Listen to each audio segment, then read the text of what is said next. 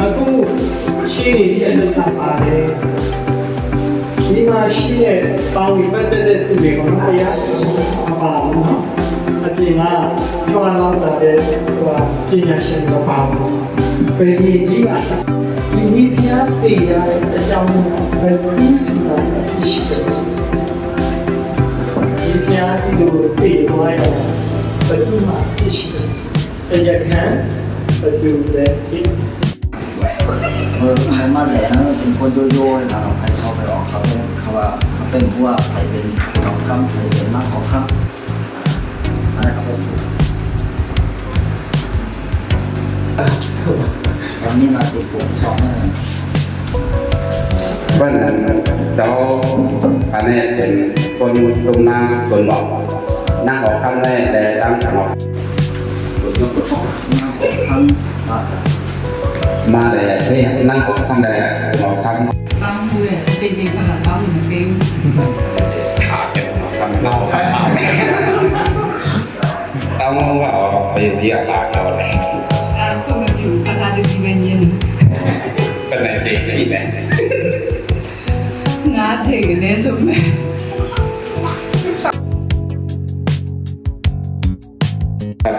แต่การนี่ครับมาแต่มาเย็นเลยก็ทำไงแต่การเนี่ยสับว่าแค่สับว่าเลยตาส่วนต่อไปยังมาข้างหลังเรามาสู่ประการมูดีอะไรยังได้ดูโน้โอเคชัวร์เป็นรู้แล้วพี่ไหนมันเบียร์มันติดตัว什么มั้งโอเคအမျိုးသမီးတယောက်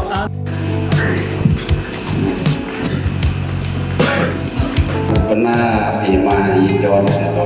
ดูว่าแต่เรามูสีมาคนเราดีเลยย้อนเลยวันหน้าตัวน้องต้องเอาไปเสร็จแล้วเรามูย้อนเราดูอยู่มันเราดูสุดแต่เรามูจับพี่มาที่เราคิดว่าอะไรแต่ลาเต้าบาเดลาเต้าเนี่ยตาแม่ปีมาลาเต้าน่ะมาหกแต่ตัวพี่มวินาบะตูลาเต้าเนี่ยเจนจะเนาะตีอายุมาเตียบตะโลบะเตียบอันนี้เนี่ยลาเต้าเนี่ยจะรอตะเกเราเป้วิก็ร้านเราแท้มาเป้วิก็ไม่สวยร้านด้วยแท้มาเป็นตนาเลยคิดต่อมาแบบเนี้ยแต่พวกกูคิดต่อมาเนี่ยถ้าจังสนอตาวนอันนี้เนี่ยเป้มวินาเนี่ยเขาปีที่ปีอะไรเดือนนี้กับต้นร้องแล้วพอมาตายพอถึงมันไปเต้นด้วยน้ำเราเป็นไฟเป็นอะไรไปนั่งยังไปทางนอกได้เราหูว่าเป็นเพื่อนกันนะเป็นเพื่อนสิ่งในทางเจ้าครับอะไรยิ่งเป็นนักเป็นมาเป็นนักออกทำไงเพื่อนอะไรนั่นสิ่งในทางเจ้ามีทางไหนถึงที่ครับก็มีทางเพราะว่ามันเสียงในว่างพอเนี่ยก็ที่เป็นคนมันเหตุการณ์ที่พอสิพอการเขาเลยในว่างพอนั่นถึงที่เป็นเรื่องนี้ครับเขาได้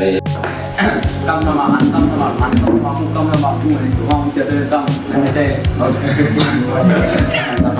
คือชิ้นพอคือหัวยาอย่างมันไปมาได้มาตัดที่ทุกคนไม่ควัน